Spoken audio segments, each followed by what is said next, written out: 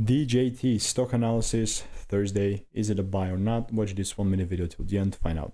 When I'm looking at Trump Media stock, we are sitting at $17.33, and it's actually just above the area that I want to see be above, and it's actually on the bleeding edge until we actually start melting even lower.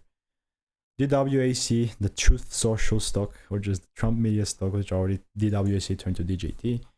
Beforehand, if you were aware how crazy bullish this thing really was for me previously here, and how I was definitely managed to be calling it higher. And if you don't believe me, I'm going to show you right now.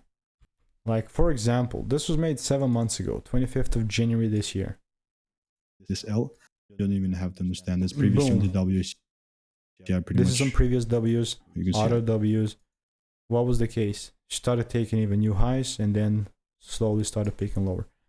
The only case in which this is going to be like something bullish for me is if we start breaking the daily highs above 25 bucks.